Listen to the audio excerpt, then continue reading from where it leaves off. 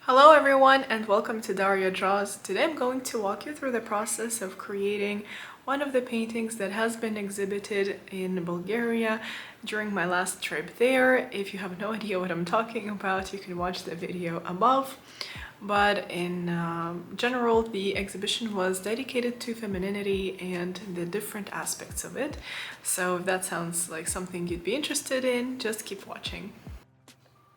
If you have never organized exhibitions or any other art events, you have no idea how tiring that could be, especially from the organization point of view. And of course, you also have to have a very clear concept on what your works should look like altogether.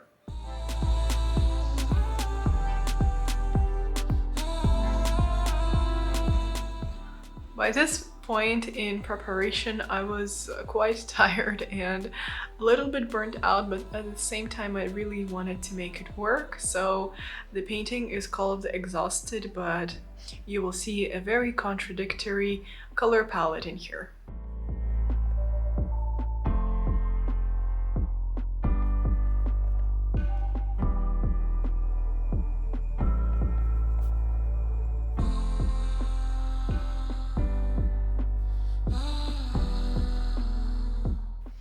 In this artwork, I'm just showing that being tired isn't necessarily a bad thing, but it's an opportunity to take some time for yourself to get your thoughts together and just keep going when you feel a bit better.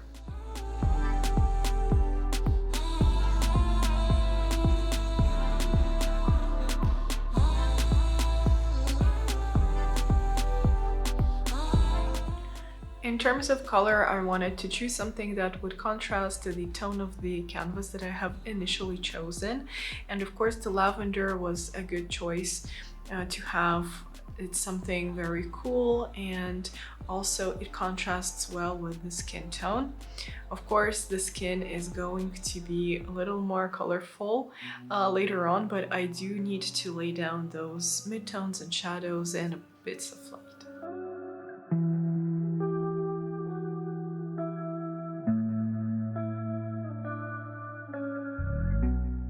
And I wanted the composition to be kind of soothing and calming rather than showing how terrible the state is. And of course the flowers are helping a lot with the composition and with delivering the message. They look quite tired as well. And these are actual sunflowers that I had in my living room that really needed to be thrown out by that point.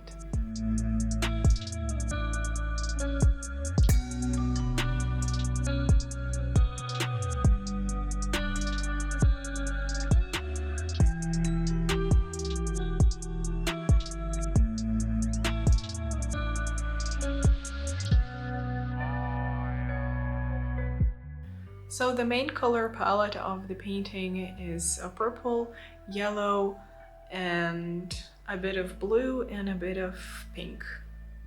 Yeah.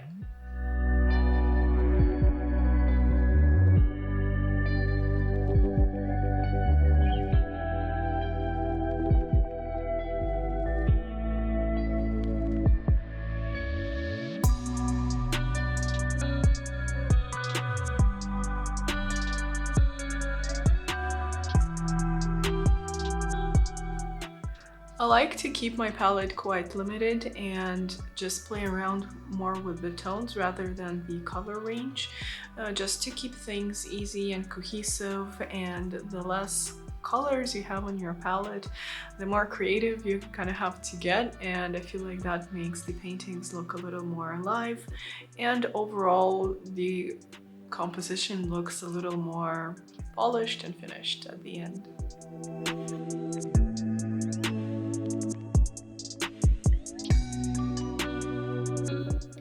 The placement of the head is a little tricky as it is on the side and not upright. Of course, gravity does its job and the cheek kind of falls onto the hand, and I wanted to really deliver that feeling like she's resting her head on her hand and not just the head is like kind of hovering above the hand.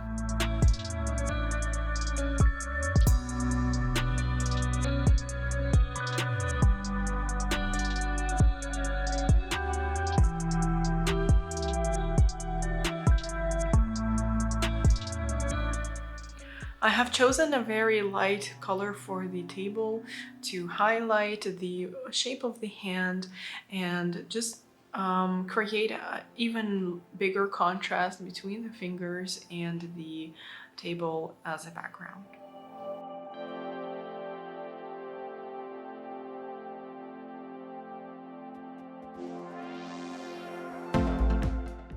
Of course, the main focus is on the head, on the face, and on the hand, but I didn't want to create too many details as the painting is quite small. It's only 30 by 40 centimeters. So I felt like leaving it a little more rough with some texture, with some free strokes would give it a little more life rather than if I was trying to paint each nail.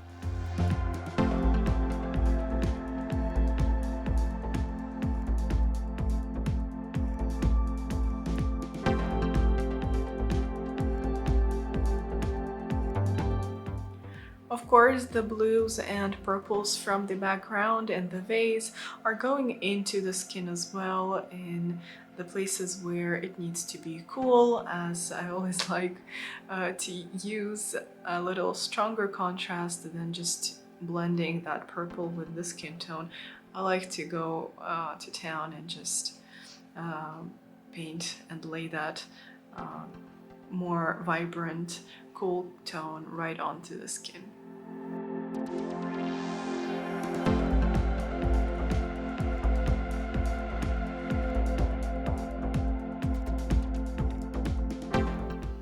After that is done, I'm moving on to the lighter lights. So of course, as I said, the focus is on the faces and on the hand.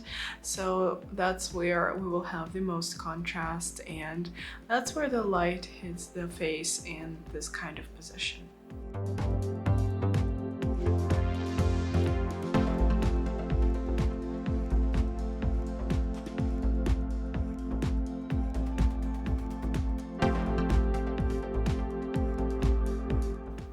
I'm also intentionally keeping the vase with the flowers in a little more rough undone state to have the main focus on the figure, and if I was to make too many details on the flowers and the vase, that would definitely drag more attention, and as an artist I'm supposed to guide my viewer instead of making them feel confused.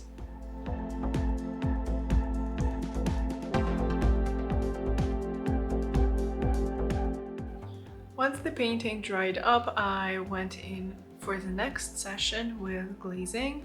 That of course helped me to deepen the shadows a little bit and let the other shapes pop out.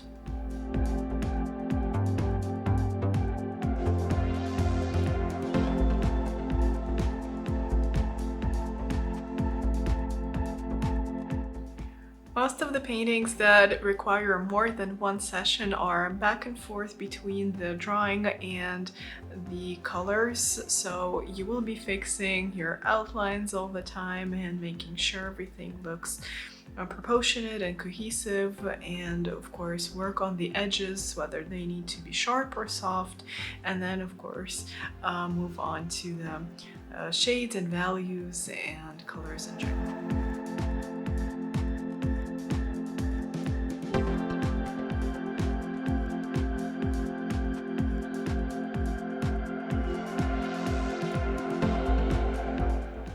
I want the background to be vibrant, of course, but also to have the overall connection to the figure. So it is important to coordinate the colors so that a little bit of the figure colors go into the background and vice versa, so that you have kind of a good communication between the shades.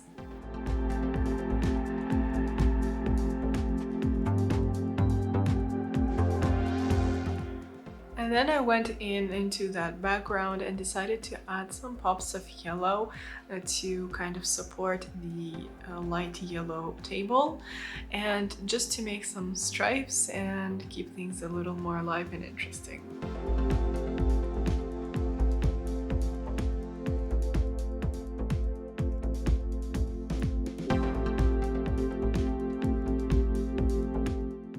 In this artwork, the last touches are all about making sure that the colors are vibrant and go well together, but they're not clashing and not making the painting look too harsh, especially in the skin where it does need to be a little softer and smoother.